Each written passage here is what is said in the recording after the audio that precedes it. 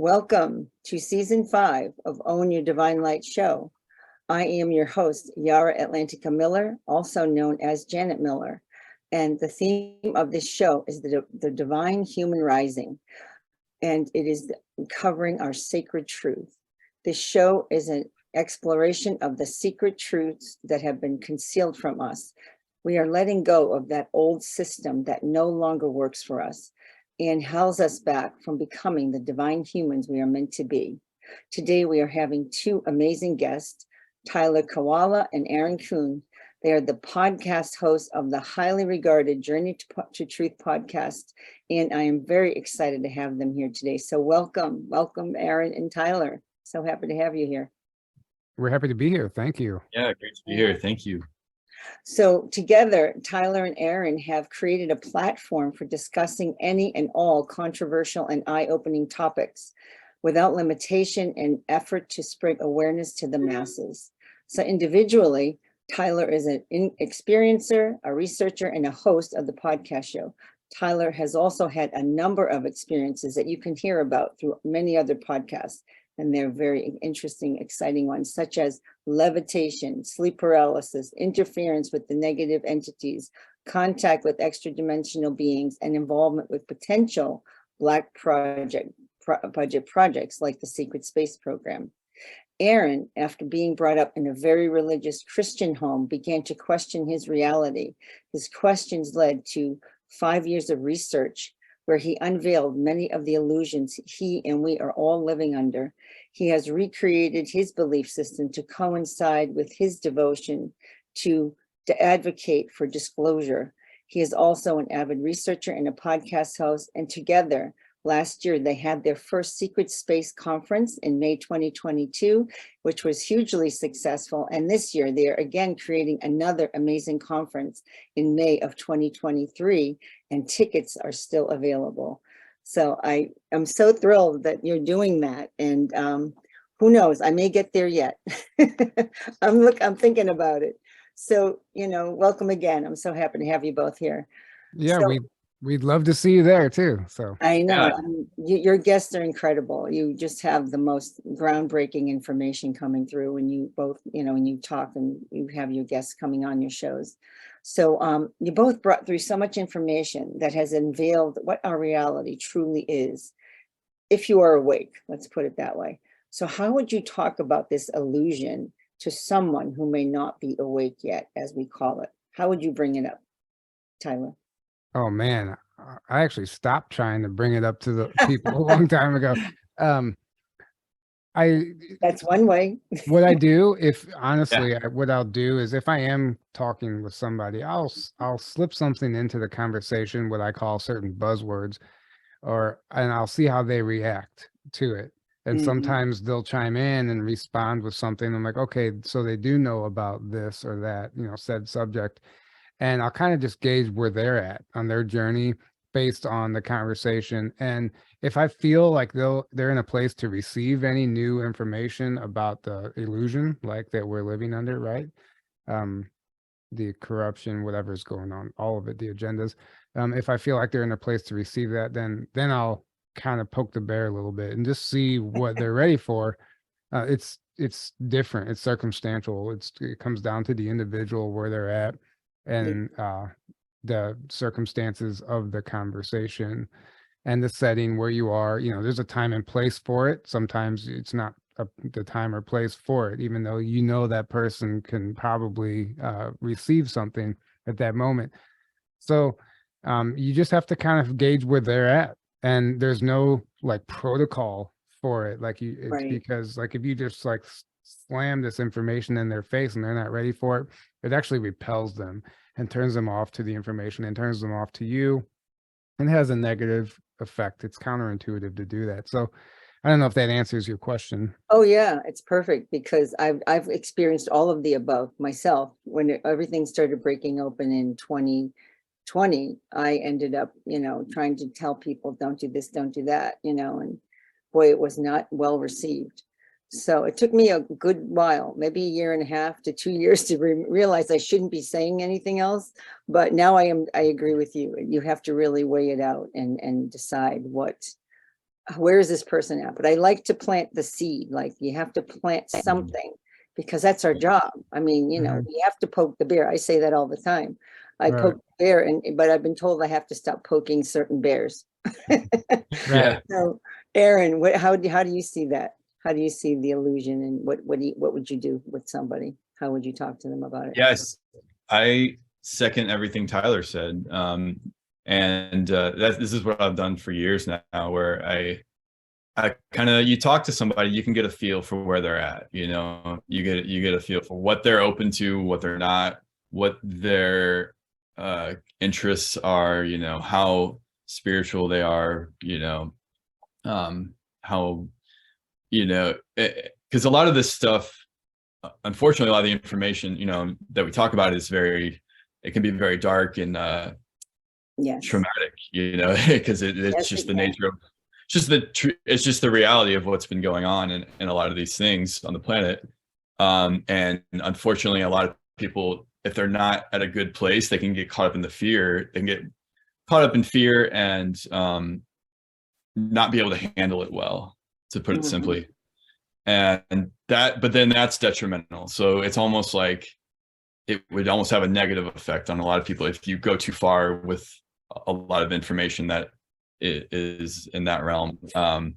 Whereas some people, that's all they're open to, and you can talk to them about that, but they're not very open to spiritual information or the deeper kind of truths or the energetic things. And then some people, you can talk to them about ETs and aliens and you know, stuff like that, and UFOs, but they're not really open to other things. So I always like gauge where somebody's at and where I can talk to them about, and kind of like, and you only want to give a little bit at a time, because it's easy to get, and I've done it in the past where I get caught up on a monologue where I'm just get on a roll where I'm just like going through everything, and then you can tell where you just like overload the person or turn them off, where they're just like, oh, either this guy's crazy or a crazy conspiracy theory, whatever, or it's just too much for them. Their brain can't handle that much at once, and they don't want to hear anything, you know. So that can have a negative effect. So you really want to like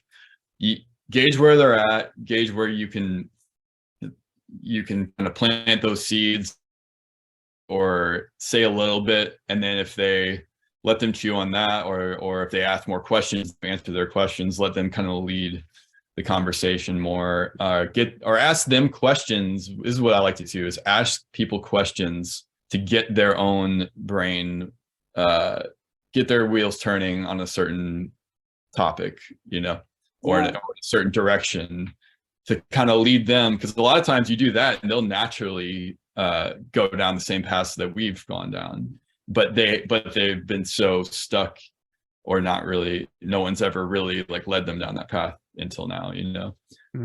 Or, you know, a lot of people, there's a lot of obviously mind control and programming on the planet, as we know, and lies, and a lot of people have a lot of beliefs that are the only reason they believe them is because they're programmed into them by society, by the mainstream media, education, religion, go down the list. So I'd like to plant little seeds out there to get them questioning their own beliefs, which is what I did to myself years ago with my awakening.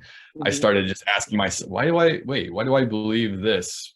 It's, you know, I started realizing almost every belief I had was just something programmed into me. And I just kind of I just believed them. I didn't even know why I believed most of what I believed, you know. And that's a lot of people on the planet. They don't even know why they believe what they believe. It's a program, and they want to fit in with their friends and family. They want to be accepted. Exactly. Go down the list, you know. So you get them like, because also a lot of people don't actually want the truth, is what you realize, unfortunately. They just want comfortable. They want to have a comfortable, good life, be accepted, you know, have a good job, have family, and they don't want to rock the boat. Like, they don't want to disturb that. So what you realize is a lot of people, you'll start talking about a lot of this stuff, and they're like, I don't even want to hear this. Like, this is too outside of my comfort zone. I just want to be comfortable. This is making me uncomfortable. And sometimes this is too scary for me to even consider. So don't even tell, I don't want to even hear that, you'll get this like wall shut down. And I've experienced that a lot. So you really got to gauge where somebody's at, and you just, your energy alone though, is affecting everyone around you constantly. And that's almost the most important thing. And that's subconscious, and people, you just, like Dolores Cannon talks about this, like we're all affecting everyone around us on an energetic level, whether we realize it or not. And really the main purpose of starseeds came here is to just be here and to affect the planet and to affect those around us on an energetic level, and to anchor in the light and the energies, and to hold that, on the planet. Right. And it's like, you could just you technically don't have to do anything. You being here is affecting everything, and is helping, with the shift. You do have to be aware. But you do have to be aware so you can break free from the programming, and then you can be. Yeah. Right. Yeah. But That was well said. And Yeah, you that don't was like, well said. Thank and you. just to piggyback on that, you don't want to be, like he said, you don't want to be this alarmist and put fear into people. Yes. right. And so you just be cautious about it. Yeah.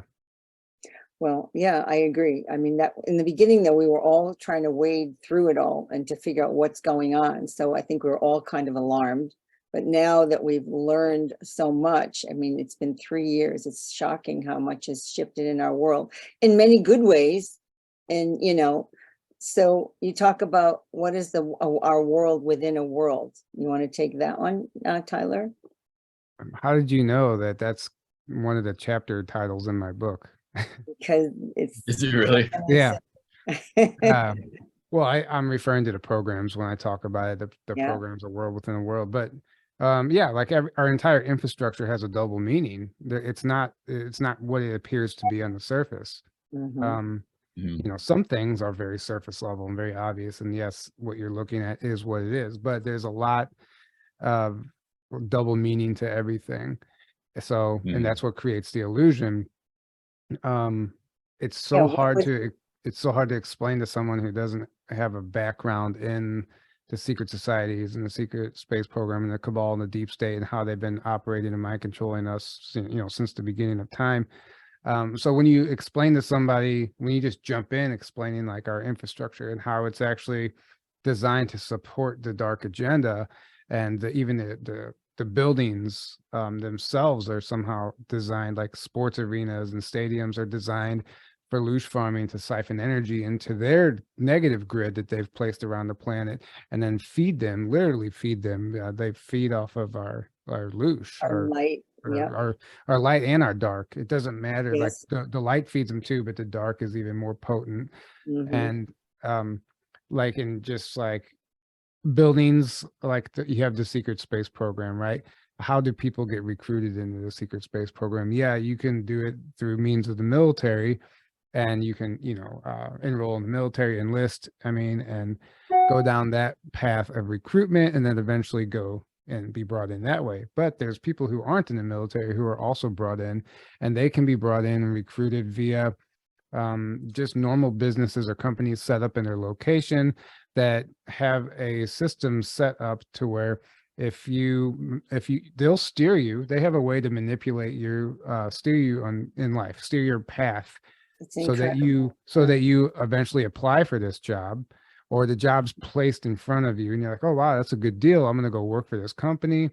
And then you'll kind of get fast tracked in the promotion process, and they'll steer you into a portion of that company, a faction of that company that is doing recruiting for some sort of program, secret program, whether it's on or off planet.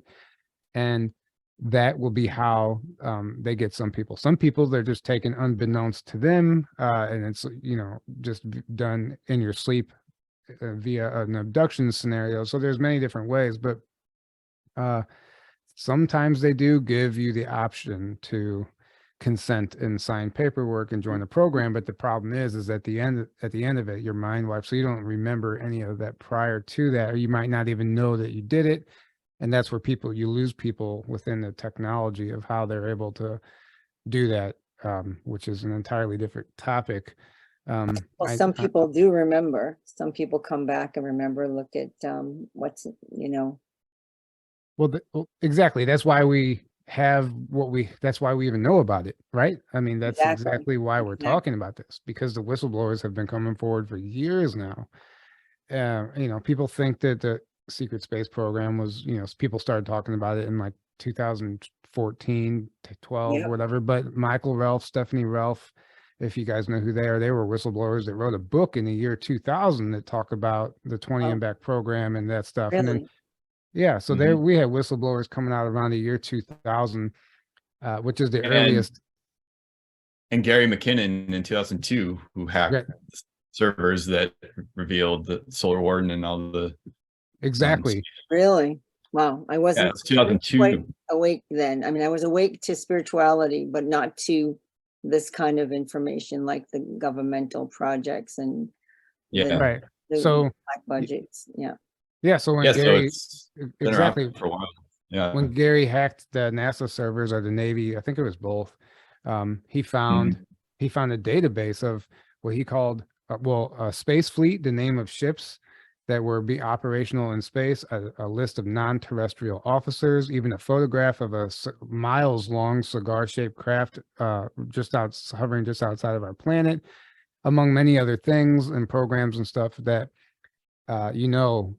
if you're hacking someone's database and you're finding that information, that's not a hoax. He got into their files that weren't supposed to be exposed. That's why he's in jail. But that's more evidence of the secret space program. And William Tompkins talks about they were developing this stuff. At least the United States post World War II is when they hit the ground running with all these technologies and these programs. And it wasn't until 1980 when the Navy started their version of the 20 and back program.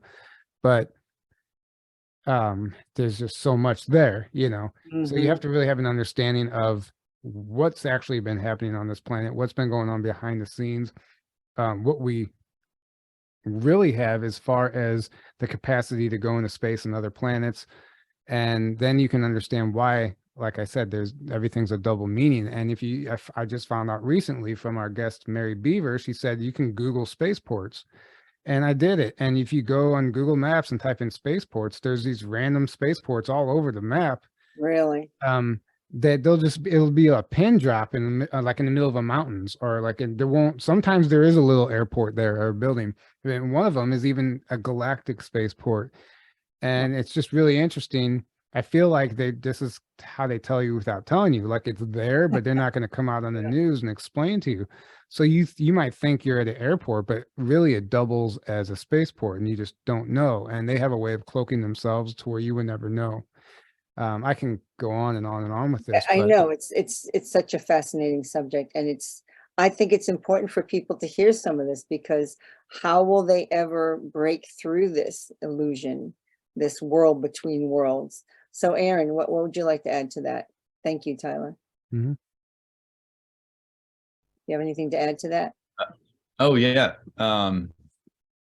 This is all important to know about. It's important to know about the reality of the world we're living in and the matrix system we're living in, so you can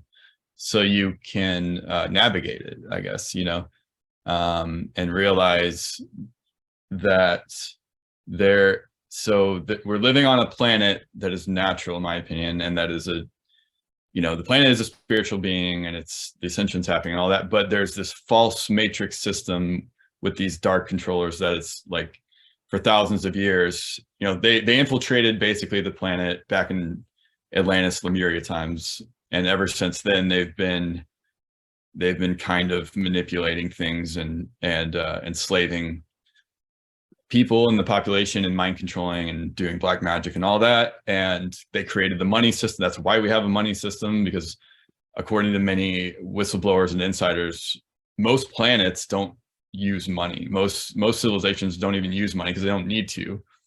At least at a certain level of advancement, they have free energy, they have technologies, or they just live close to nature, and more like native tribes and stuff like that. They don't use money. You only use money when you're enslaved. Basically, it's a tool of enslavement. So the fact that we even have a money system on our planet is proof alone that there is a slave system going on here. And there's some controller, there's a pyramid structure, and there's controllers at the top of this pyramid that are manipulating things and feeding off of the entire population, essentially. And then the secret space program information is just another aspect of it, where, you know, these groups have gotten this advanced technology in different ways and teamed up with different negative kind of ET groups and gone out into space. And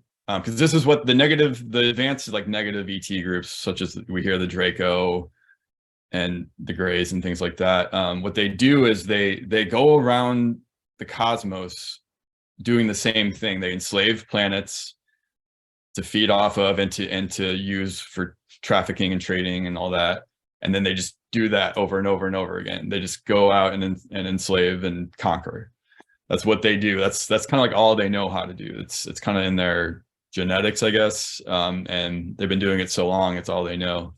So unfortunately, you know, our planet was infiltrated thousands of years ago, and there's a long story of how that happened, but and there's different theories of how it happened, but it's happened. I think that's what we can all agree on.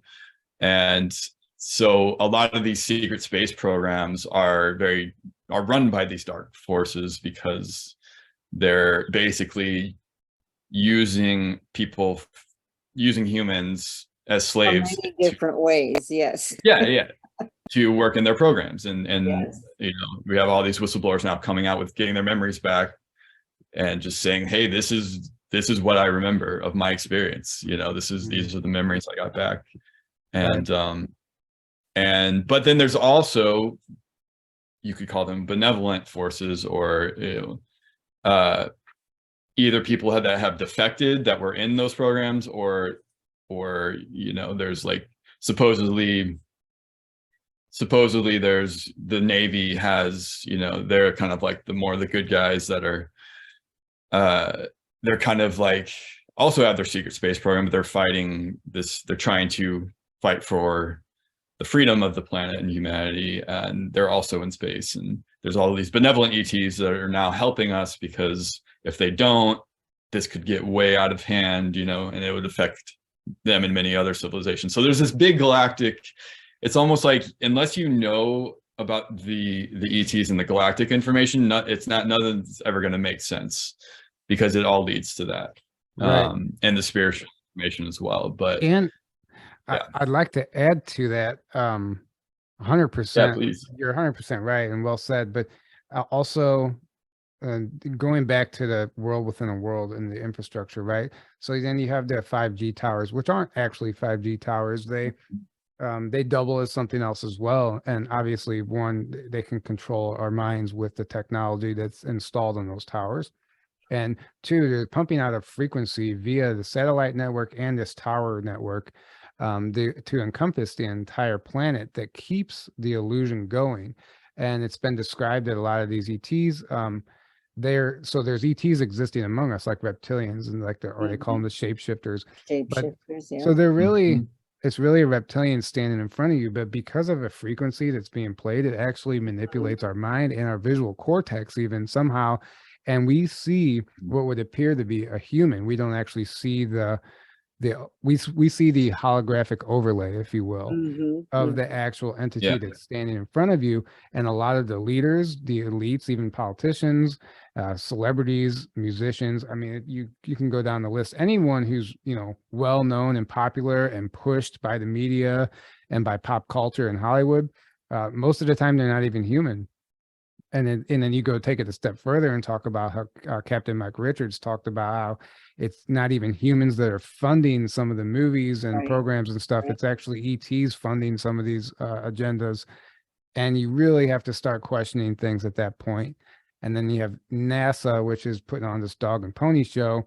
But the deal with NASA is here's my opinion. I don't think NASA has any jurisdiction in space anymore. Maybe it's compartmentalized. It's just kind of a front. Yeah. It's NASA was created to cover up the real space stuff, in my opinion. It was created to create a fake, so we think that's the only space program going on. all we have is rockets and blah, blah, and Well- but I think they did go to this. Like, I do think they went to the moon, while they also filmed fake footage, and most of what was shown was the fake filmed footage. But they did go, and then they encountered all the stuff that was there, and they were told, "Hey, don't come back. You're not welcome here." Right. And that's why they've been to the moon since 1970. And then Yeah. just to finish my thought on NASA, then I'll turn it back over to you. So what I think the reason why NASA is in every department store, and no matter where you go, Target, Marshalls, Walmart, there's NASA shirts. It's everywhere you go. That's all we know about. It's pushed in our schools. We're taught about it. They want you to think that NASA has control over everything that's going on in space when they literally have zero control. They might not even have jurisdiction to go to space anymore. That's why they have to put these green screen space station footage in front of us to give the illusion that, hey, we have everything under control, guys, don't worry. But that's not the case. Now, I do believe it's compartmentalized, and there are factions of NASA that are existing with their secret space programs as well. Whistleblowers have even talked about seeing men in NASA uniforms inside the moon. So we have to consider all that. But it's all part of the illusion, the world within a world, right? So incredible. It's an incredible thing. And people, if anyone listening has never heard this before, this is going to be hard for them to hear because, but it's something that you have to kind of question because there's so much going on since the last 3 years that I think if you don't look around and see that, our world is shifting and why is it shifting, that, this is important information. I mean, it's a hard one to swallow. It's a big one because I know, like, I'm going to let you talk in a minute, Aaron, but when I had my first opening, I was telling you this, Tyler, before we started, when I first started listening to, say, David Wilcock and Corey Good in 2014, 15, it took me 2 weeks the first time I heard that there's a secret space program and that people do 20 and backs. And I thought, what is going on? And I was just so shocked. I mean, my whole system went into like total shock. And I had to think, is this real? But they were talking and giving you so much information. And I'm thinking, how can they make this up? How can this possibly be made up? I mean, even all the movies that we see, the information, the technology, it's all got to exist. They can't just make it up. It has to be existing. they say if you imagine it, it exists somewhere. Exactly. Yeah. It is. Yeah. And then, I could go on and on about the NASA thing. And that's so interesting. Well, there's even that Project Paperclip that brought them all over from World War II. They were already doing lots of they had already, what do they call, re-engineered spacecraft from the 80s. They were already given the diagrams. I know William Tompkins always talked about that. Right. He's the one who was involved with that.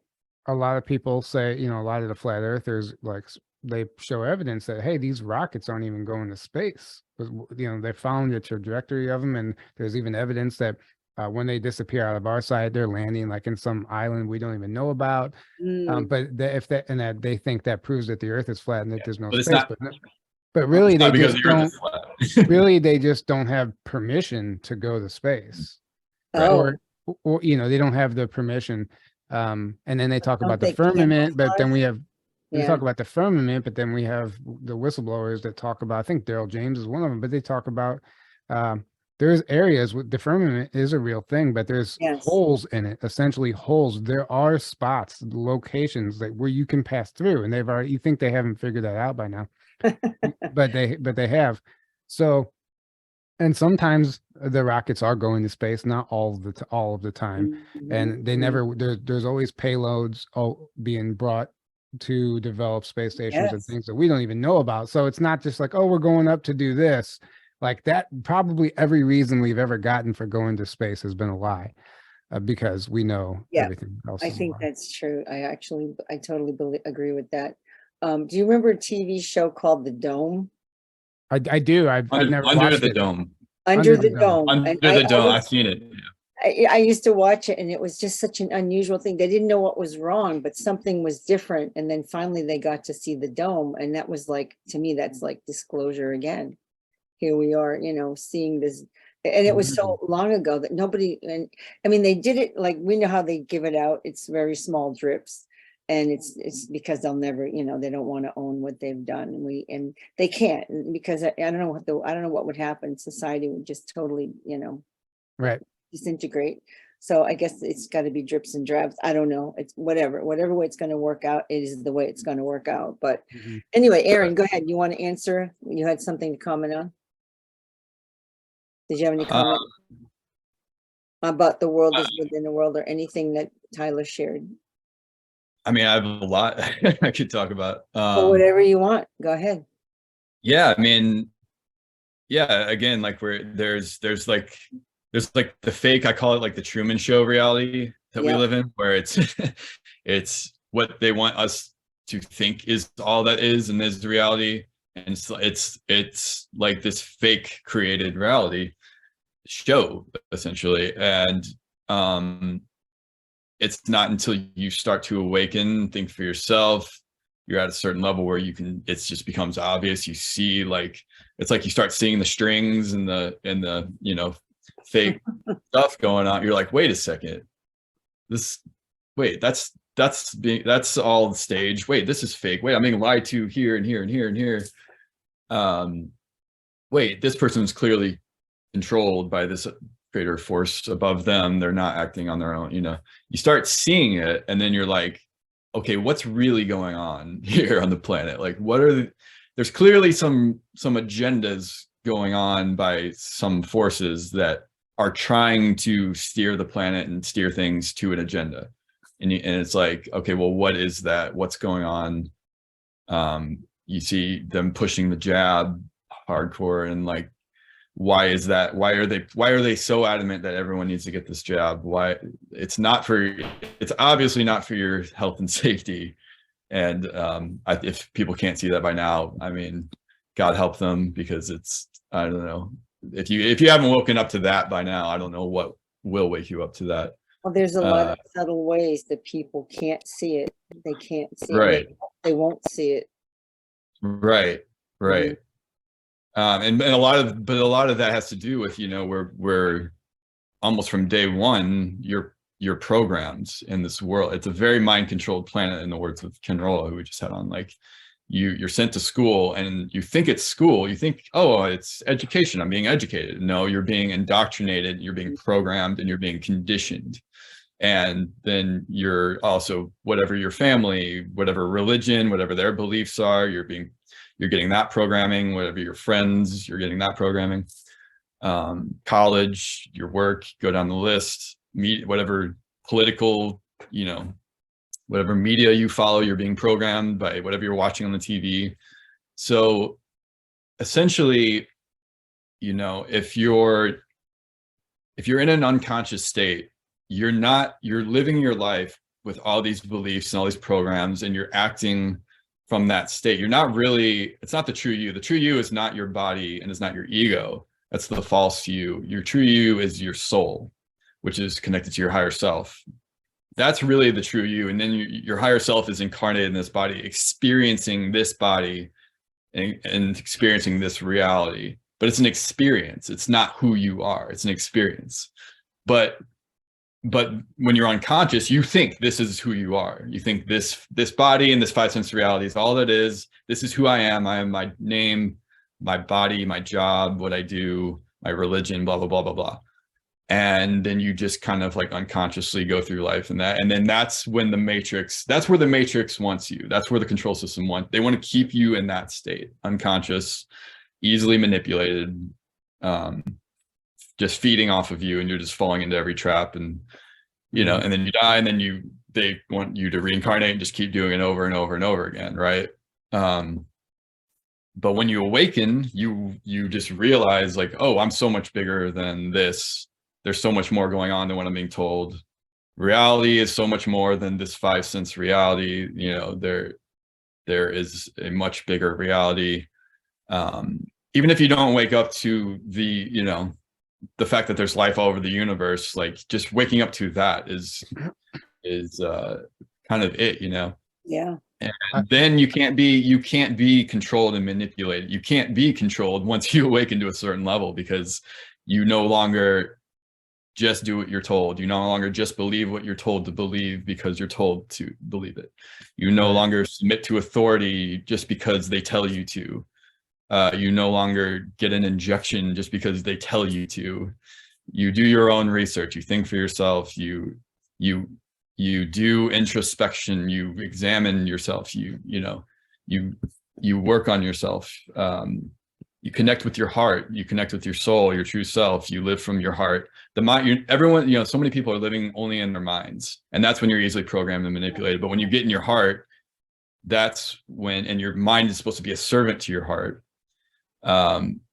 That's when you can't be controlled anymore, and that's what they're so desperate to keep everyone out. They when you look at how society is structured and the matrix is structured, it's all designed to keep you locked into the lower three chakras. So money, sex, power, right? And keep you obsessed with that, keep you out of your heart, keep you out of connection with your soul, which is what that's the same thing. So the second you do that, you're above it's almost like you're above the control system to a certain degree. You can't really be, they can mess with you and you can get caught in certain ways, but you can't really be controlled because you're basically living from source at that point. Right. And they try to shut off your heart. Like that's what sorry to interrupt you, but no, please. Going back to what you said about the heart and the gut. So yeah, it's the mind is a servant to the heart, but everyone has these walls up around their heart because of the harsh conditions that we're living in, our harsh environment and everything, the trauma and everything. So people put these walls up around their heart. So then they're forced to just be overthinking everything. But even before you get to the heart, it's your gut reaction that should be that's our first brain.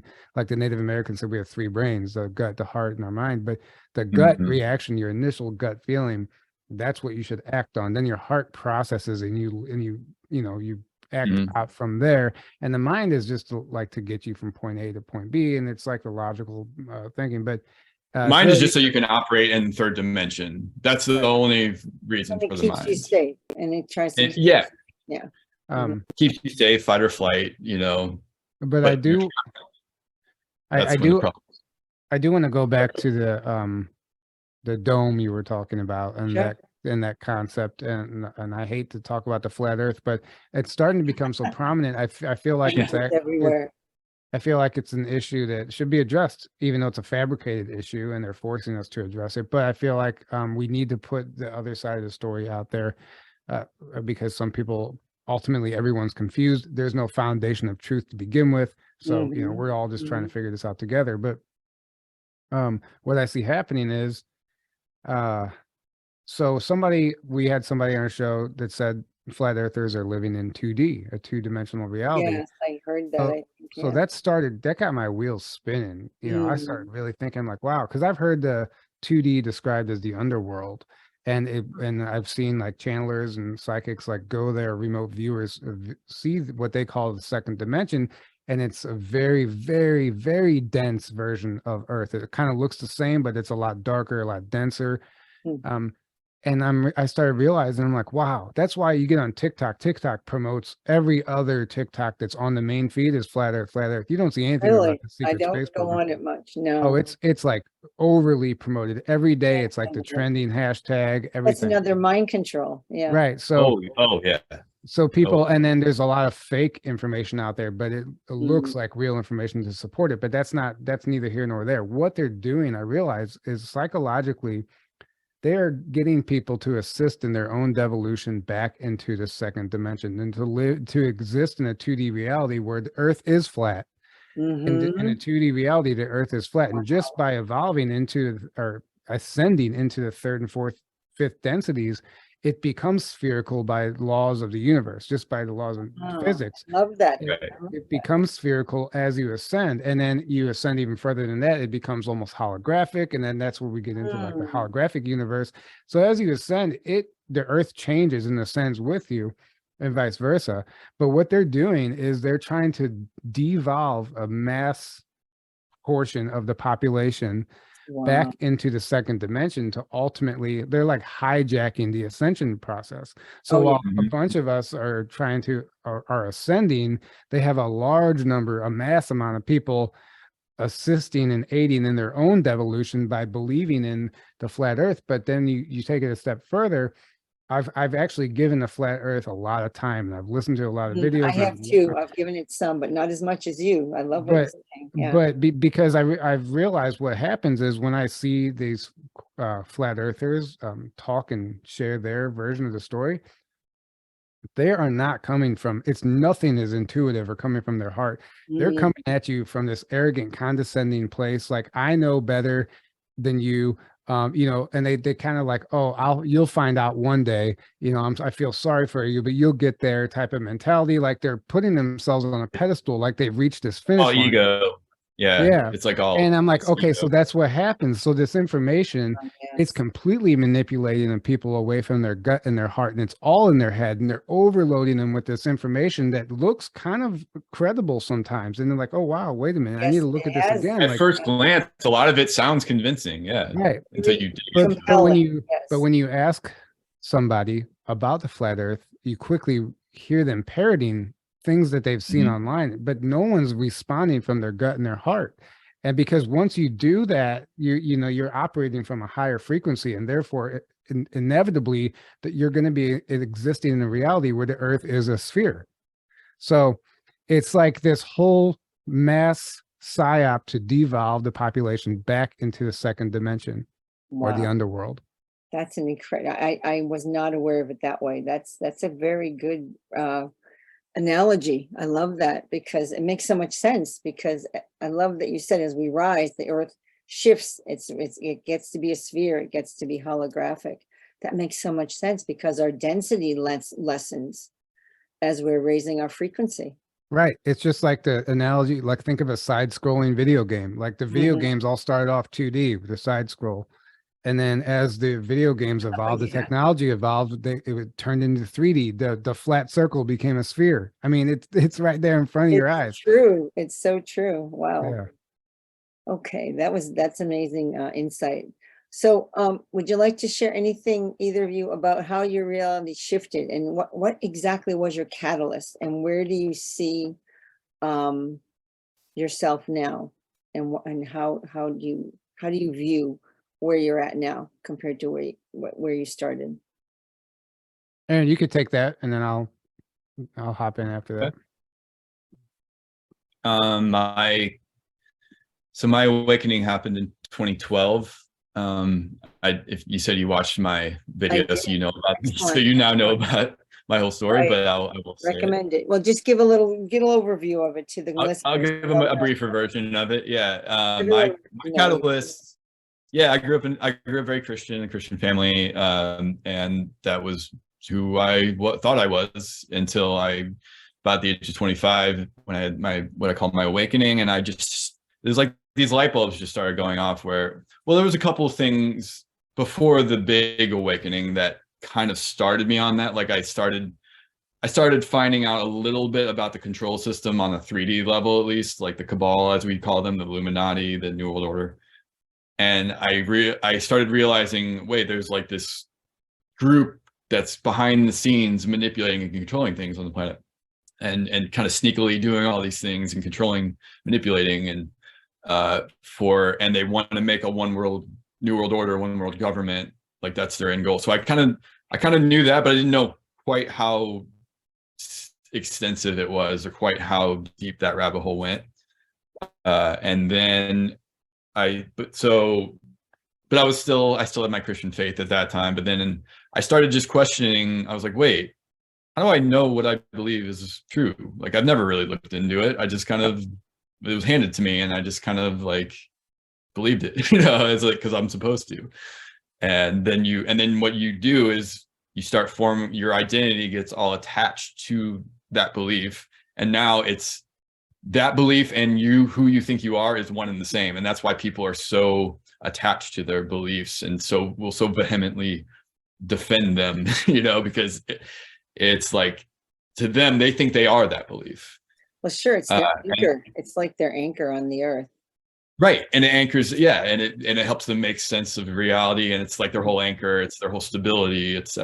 So it's too scary for them to even question it, but ultimately they don't even know why they just believe it. They think they do a lot of time. I thought I did, but I really didn't.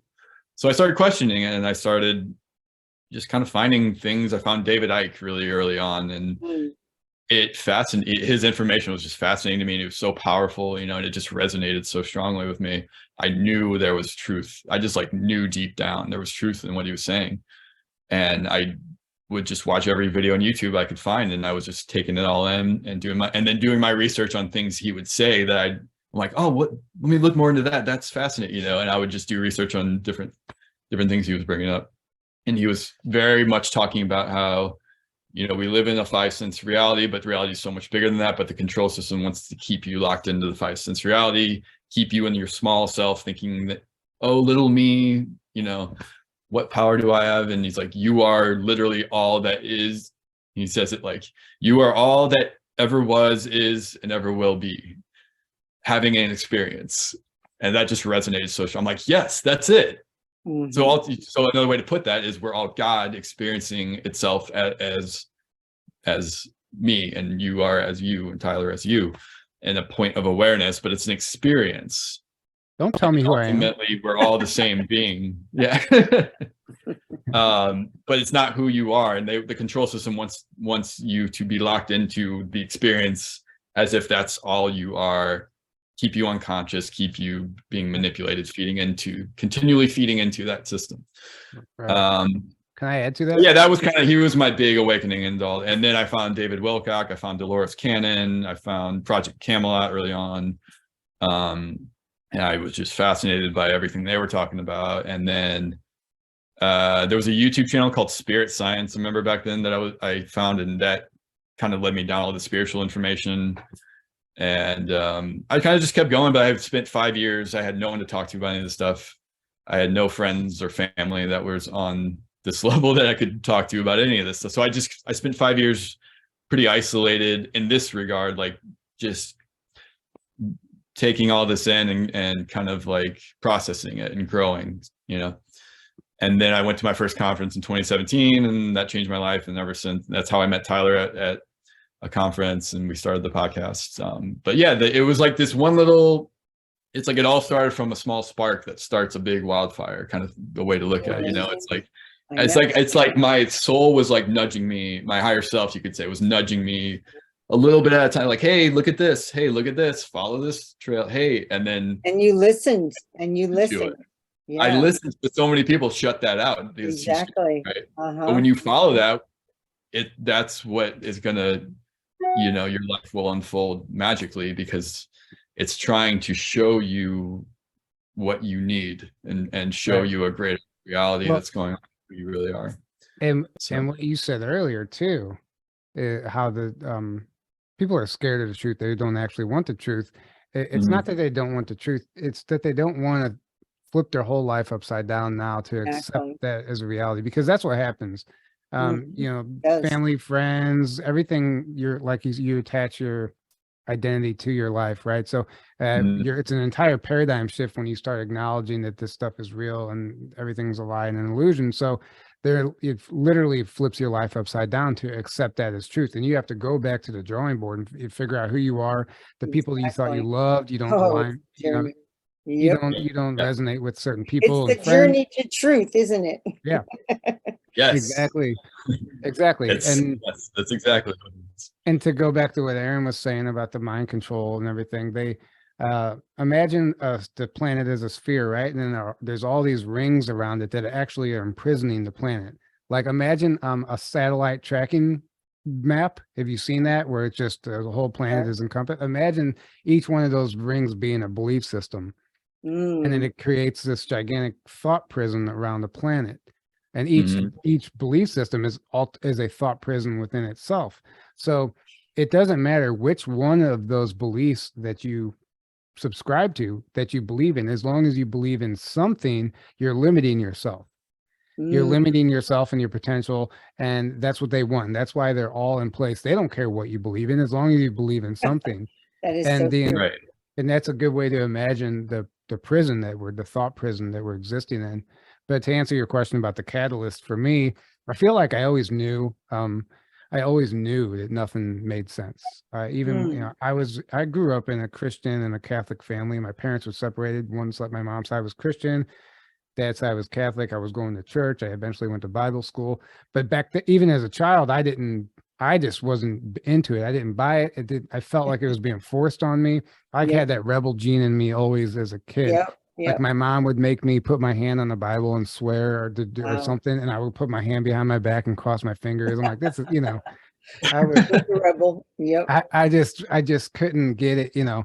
And eventually I broke free from that and just I didn't believe in anything. I just became this atheist. I didn't believe in anything. I'm like, screw it, nothing exists, you know, it's all You kind of science, wiped the evolution. slate. Yeah.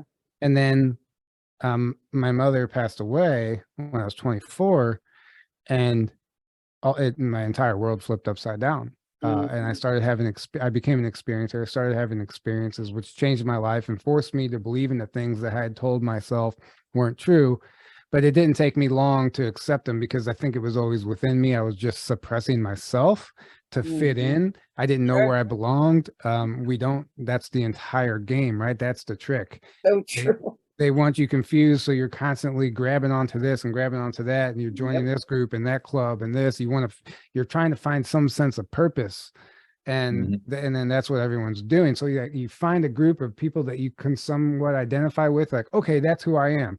I'm joining this group. But then that you're forced, like, unfortunately, my mother's transition was what had to happen to wake me up and snap me out of it. But she's still here with me, and I understand death, and I look at that completely differently now. It's like completely differently. It's nothing at all what that's another program. There is no death. There is no death. Isn't that the most, and that's the most beautiful understanding that you can come to, right? That, you know, they're always with us. Yeah. Then you don't fear, like, the entire game is they get you to fear death. Like, you would never get a jab unless you were scared to die, right? So, like, if you're not scared to die, then you don't need the jab. Like, I don't care. Like, bring it on. Like, I know what happens. Right. I know what happens. Exactly where I was at. And now, if you understand your own power and your body's power, like to heal and to be like, it's like, why would I think I need an injection to be healthy? It's the most ridiculous. It kind of, to me, it forced us to look at ourselves and where were we willing to stand for ourselves. I mean, we hadn't, that you talk about sovereignty, and I know that that was something we were going to talk about. But when you talk about sovereignty, this is what it drove us to choose. Are we going to be sovereign, or are we going to allow these people to tell us what to do? Right. Yeah. And there's the book, The Thea Uber Prophecy. It's an incredible book. Samuel Chong, the Thea Uber Prophecy. Okay. Samuel yes, I think I have it, and I haven't read it yet. Oh, it's a good one. You should. It's really good. You should. But Samuel Chong, he's a translator of that book. He translated it into Chinese. He's speaking at our conference because the author is dead. So he relays the author's message, and he's doing a beautiful job of that. But they talk about a time in Lemurian history, and he kind of was taken to a past life there, and he's shown the death of one of their leaders at the time. And no one mourned, no one grieved, no one did anything. They actually had this huge celebration because they knew that he was free. He's being freed from his restraints in the physical vessel. That's the way they looked at it. He was being freed. So they had this massive celebration when he died, and like there was no grieving period. And it gave him, the abductee of the author of the book, a whole new perspective on death. And they showed him that you don't die, and they showed how the soul transitions into all of these different lifetimes and these different avatars, these different bodies, and you experience everything in this amazing way. Now, yes, the controllers, the reptilians, whatever you want to call them, came and put this, they set the soul trap here on our planet, the reincarnation cycle, or what a lot of people like to call it. And they say that the serpent eating its own head, or the infinity symbol, represents that. But according to Max Spears, he said his understanding of it was that was a real trap, but there's this window now, this ascension, this window where we don't have to do it again. We don't have to be stuck. And that's why it's different now than it was in Atlantean times. And this whole awakening that's going along with it, and the energies that we're moving into in the solar system, like the planet itself, like it's not like Atlantean times. It mirrors it in a lot of ways, but it's different this time around. And we have this window of opportunity to actually break free and succeed in a way that's never been done before. Now, I do believe there are people who are going to stay stuck in the lower dimensions and densities, and they're going to exist. They're going to live out however many lives they need to until their soul is at a place where it can break free also. But for the people that are ready, there is a golden opportunity right now to ascend into the golden age, I believe.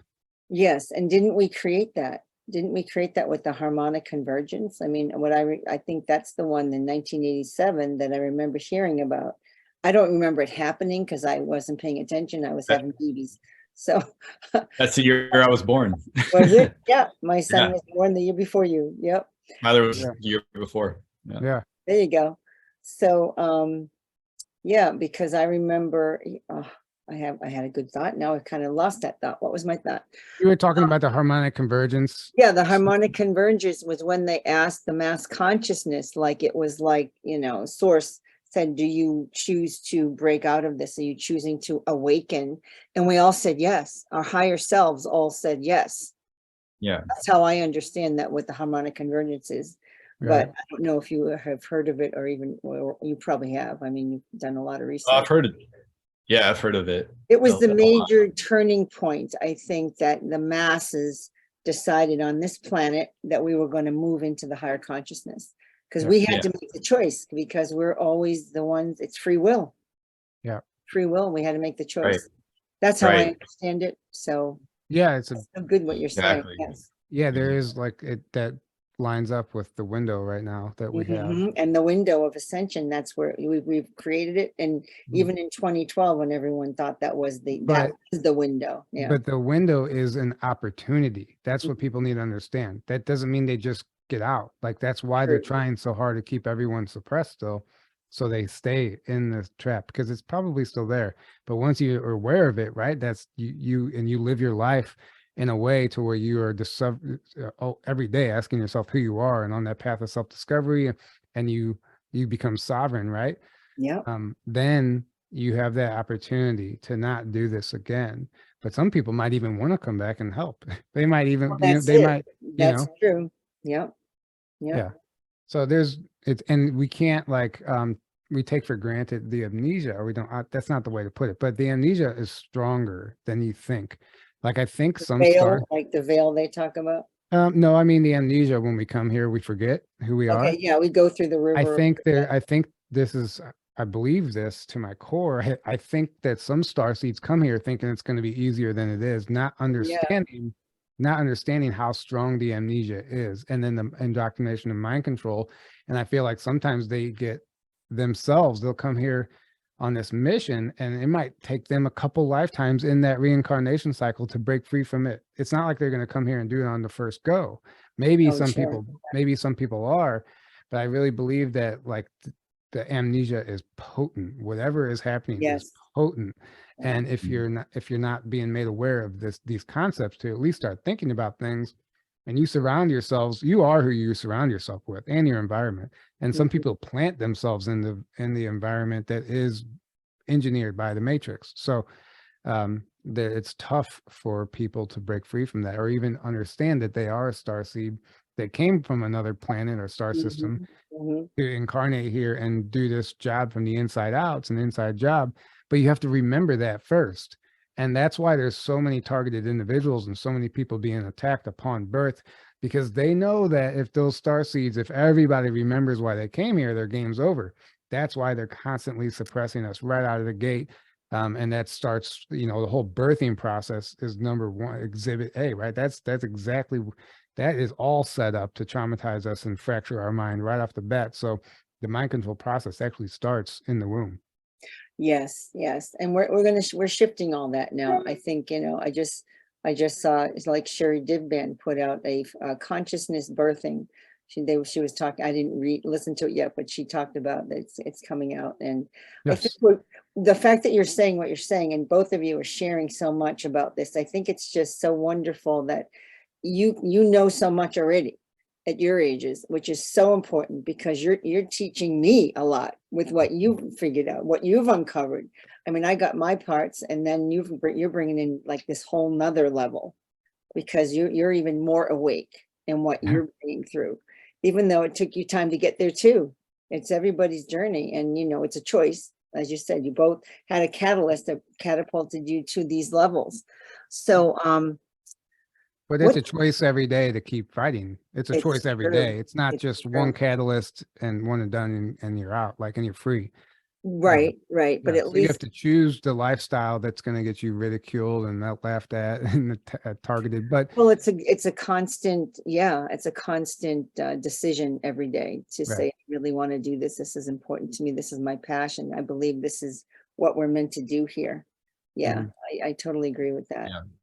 So, I mean, do you feel that humanity can heal from this secrecy and illusion that they've been under? oh yeah, I think that's what's happening right now. That's why everybody's so confused. People are waking up, but then they're getting angry at the same time because there was no foundation of truth to begin with, and they don't know where they stand. And I think that's why we're always going inward and doing the shadow work. And I think that, yeah, absolutely, people can heal from this, and it's already happening. And people are being activated. Healers, channelers, psychics. I mean, they're here being activated for a reason, so we can remember and tap into these abilities that are innate within the human, but they're just being suppressed. And as we activate our dormant DNA and all that occurs, the healing is natural, I think, because once you're aware of that stuff, you don't fit into your body anymore. Once you start ascending, like, it's uncomfortable to be here. So you either just live your life miserably or you heal and you do something about it. And I think our body tells us a lot about where we are in our path. And if you're in pain every day or something's majorly wrong with you, something is going on energetically that you need to address. But our body is forcing us, and everything that's happening is forcing us, those who are ready, to heal. And I think it's inevitable. Yeah, thank you. I love that answer. Yeah, Aaron, what's your thoughts on that? Yeah, second what Tyler said, very well said. I think the ascension is happening and the planet is ascending, and it's kind of like you're either going to go with it or you're going to have to go somewhere else, because if you're not frequency specific, you physically can't be on the planet while it's at a higher frequency, to put it simply. So I think a byproduct of that is this awakening that is happening, because it's like everything's coming to the surface right now as we talk about everything that used to be very, very well hidden.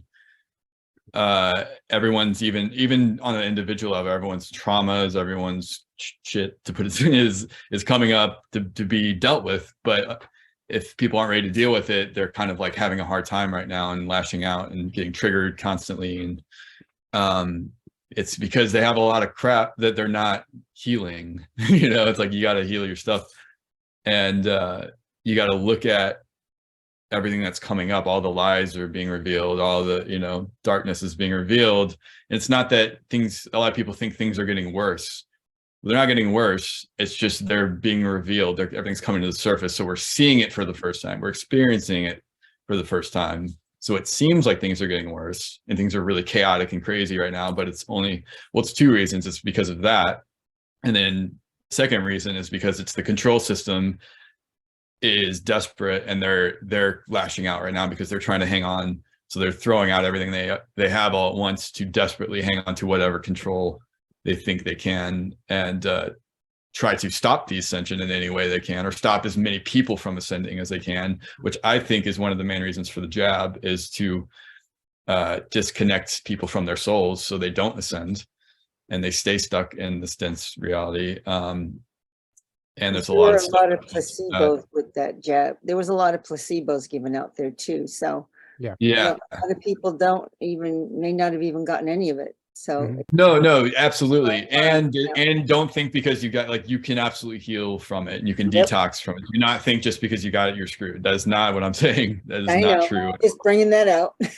Yes, but thank you. And that is absolutely true. It was proven. They found that some of them were just saline. And it's like, okay, well, think about this. If from a normal person's perspective, like, it's like, okay, ask yourself, why would they feel the need to make a whole bunch of them saline if the jab was supposed to be a good thing created to fight COVID and keep you healthy, blah, blah, blah. Does that make any sense to anyone? Like, oh, we're going to make a certain percentage of them nothing. Yeah, it made sense to me. I understood it because I felt that was to pull people in to know it was okay. Well, yeah. Well, it only makes sense if it's a nefarious thing. It only makes sense if it's okay. There you go. There's an agenda going on where we can't which have is a hard one for people to hear, I think. It's a hard one for people to hear, but they knew we bring in negative reactions or deaths too soon, so we have to make a certain percentage that, and then and then they got worse, like the jabs got worse as they were rolling them out. It depends on each area. I mean, different areas were given different levels, different parts of the world. I mean, there's so much to this. There isn't just a jab. There's a number of them. But the thing is, it's not just one thing, right? Let me bring a new perspective to this. Yes, they can't all be killing us, right? It can't be 100% effective because then it is obvious. So not everyone is going to be affected, and there's different levels and ingredients and different cocktails, and each one has its own thing, but ultimately they're experimenting with it.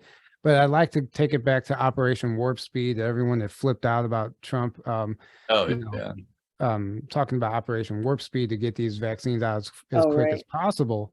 But what we need to understand is that this is just a theory. What if he did that knowing that they didn't actually have the real jab ready and forced them to force their hand, because they probably never wanted him to say that. Now he forced their hand and they had to come up with something. So they just throw out saline shots just to have them ready to meet the demand that he created now. And he actually accelerated that agenda, but for a positive reason. They might have even saved lives. A lot of people who got it early on, who got the saline. And that's why they have booster after booster after booster. You can edit any of this out that you want if you feel like it's going to get taken down, but we'll see. But no, it's interesting. And, I feel like I love that because I never thought of it that way, but that's a very good point. It's a theory. I mean, it makes a lot of sense. We don't know the truth of any of it. We don't know any of it. And will we ever know? That's the question. And not just to go on about Trump, but think about everyone's like, why does he support it? Why is he calling himself the father of the jab now? And like weird things. But I'm thinking to myself, if you're doing the art of war, the 5D chess type of thing, like they're waiting for him to go against the jab, right? And to be anti-jab. They're waiting for him to, as soon as he does that, they're going to take it, run with it, drag his name through the mud even more. You know what I mean? And then every time he goes up there and promotes it, they're like, damn it. Like we can't, like they're just waiting for him to take the bait. And he's going up there trolling them.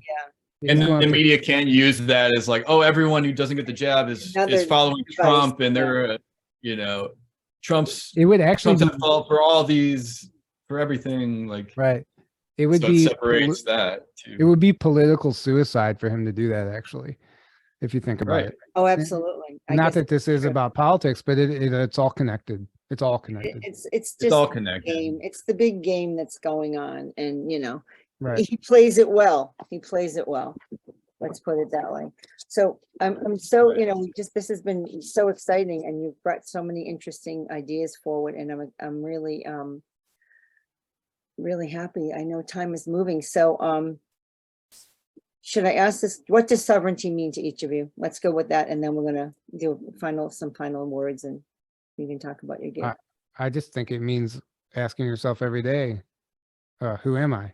And figuring out who you are, and not you're always told who you are by the external sources, and like what Aaron described earlier. So just figuring out who you are and where you stand on your own without any external influence, about anyone influencing you, telling you any different, and seeing where you fit in, and just questioning everything, every move you make, every decision, every choice you make, like question it, ask yourself why you're doing it. And sometimes the answer is, oh, I'm doing it because I'm people pleasing. I want to make this person happy. Am I doing this because I want to make myself happy? Like, and then you start like figuring out who you are, what you like, and the things that you truly align with. And, sometimes your circle becomes very small because you realize like everything I was surrounding myself with wasn't actually helping or assisting me with who I am. It actually was distracting me from who I am.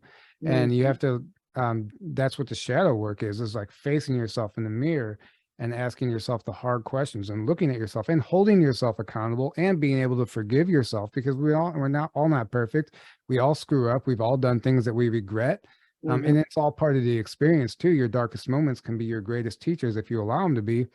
But you have to be self-aware. You have to start asking yourself these questions, and then you can become sovereign and you can stand on your own, and at least be confident enough to say, like, I at least know on some level. We don't truly know who we are while we're in the third dimension, right? But you can at least get some concept of it and grasp onto like some form of self-identity for the first time in your life, and purpose, without having to attach to anything else except for your soul, to your soul. And the end. Thank you. Yeah, Love it. well said. Go ahead, Aaron, your turn. What does sovereignty mean to you? Yeah. It means you do not give your power away to anything outside of you. It means you've taken your power back. It means you do not answer to any external authority, because there is no external authority. You are, like I was saying before, you are the universe experiencing itself.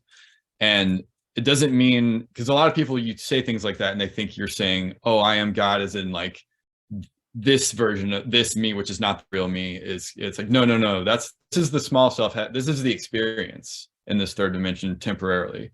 The real you is source, ultimately. I mean, the real you could say is your soul, which is your higher self.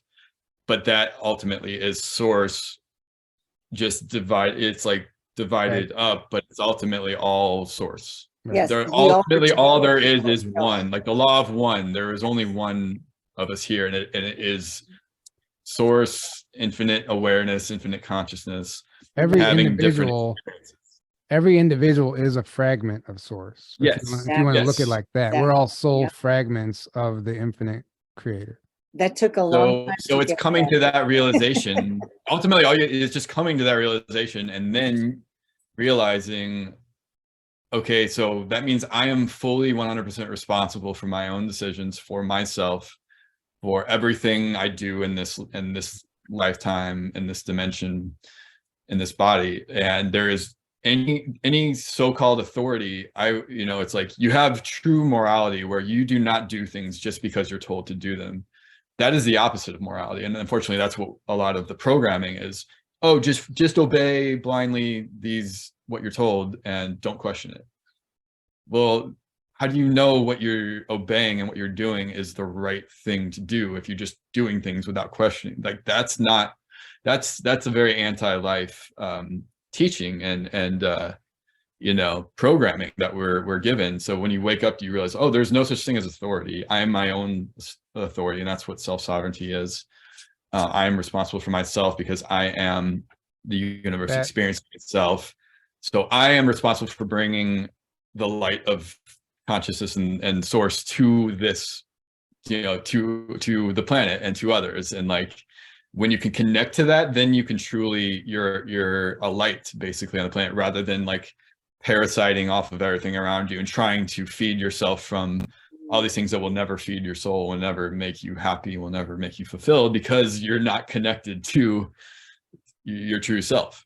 It's that simple. So when you do, you have sovereignty, and you cannot be manipulated and controlled, because you even if you don't consciously fully understand who you really are, you understand the principle of that, and you live from that place. And then that's it, And you want to know one way to know that it's all bullshit? Go ahead. What? Try thinking for yourself without getting punished. Exactly. The entire system's set up to punish you when you think for yourself and you quit obeying. Oh, it is. And that's the red flag. That's the tell all right there. Oh, I mean, I love how that. dare you think for yourself and not blindly obey what we tell you? Right. And I have a cute little anecdote to that just before ending. My son would get in trouble at school because he'd asked too many questions. And the teacher would call me up and say, your son he just can't stop asking questions. And I said, this was high school at this point. I said, are you kidding? I said, you want him to be this cookie cutter kid? You want him to be this, like, what, fall in line with what you're not capable of answering? and she was speechless. She didn't know what to say. So I said, Great. you know, And how that's could what it takes, people Yeah. to stand up like that. Mhm. And there's a She's never thought about it that way before, probably. she didn't know what to say, because I said, he's not a cookie Right. cutter kid, I'm sorry. You know, and Yeah, she went, "Whoop." exactly. And he didn't know I said that. I told him that recently, and he was like, oh, you said that? Because I didn't always tell him when they called. It was like, why bother, you know? Right. He's got to be, Right. he's got to just, you know, do his thing. He had to do what he had to do. But anyway, so I know you have an amazing gift to share for the listeners. Is a beautiful, generous gift you're giving to them. So do you want to, Tyler, you want to tell us about it? Yeah, so we're offering a free live stream pass to the listeners, whoever gets lucky enough to get it. Congratulations, but free live stream pass to our upcoming conference, May 22nd through the 25th, our second conference, like that you mentioned earlier. Last year was a huge success.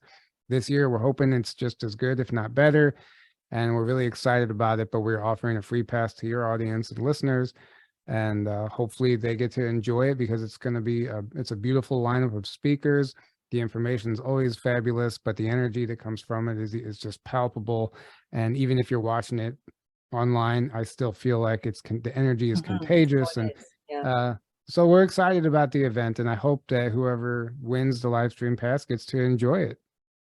Thank you. It's a fabulous gift, and I know that it's well worth it, because I've listened to all the last year's versions, and it was just amazing, just great stuff that you brought through. And I remember when you put it on last year, I was aware of it, but it was fabulous. It was fabulous what you brought through.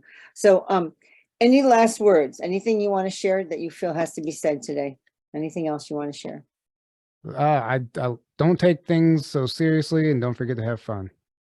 I love it. Aaron, what's yours?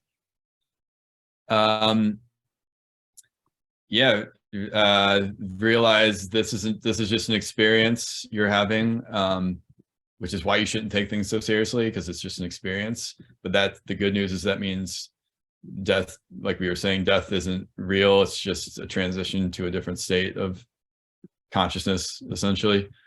And it's more real. Actually, when you die, it's more real than this temporary existence. The ascension is happening. The future is brighter than you can possibly imagine. In my opinion, I do think within many of our lifetimes, we will experience a beautiful, beautiful world, and the control system will have fallen, and there is nothing to fear, and there's absolutely everything to be excited about and hope for. So keep that in mind.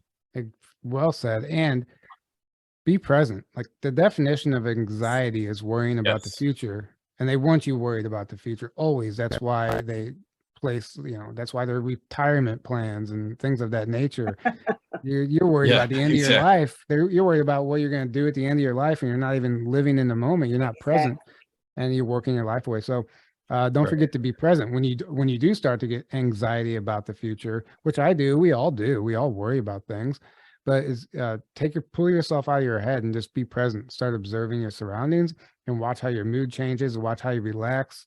You don't need anxiety medication. You just need to stop, allowing yourself to be pulled 8 different directions at once.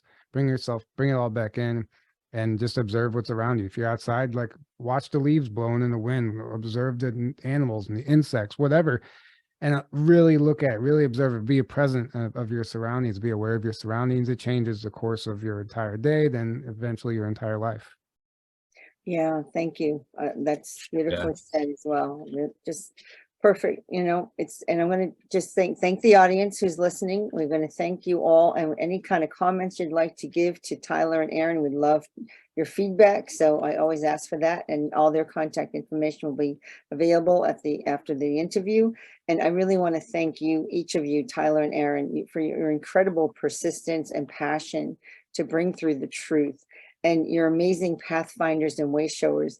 And I called you the divine detectives who are forever digging, who are forever digging deeper to unravel and deliver truth of who we are meant to be. And you are uncovering the truths of our abilities we may be unaware of, and these truths will set us free to join our galactic brothers and sisters in our cosmic universe. And so the divine human is rising, and we hold unlimited potential and gifts as we create our own new earth realities Thank you both for your courage to step into owning your divine light, which is the words I always use. And as we raise our heart's frequency, know that we are nourished with the love of the universe. I am Yarra Atlantica Miller, soul name of Janet Miller, and I will see you all in the next episode.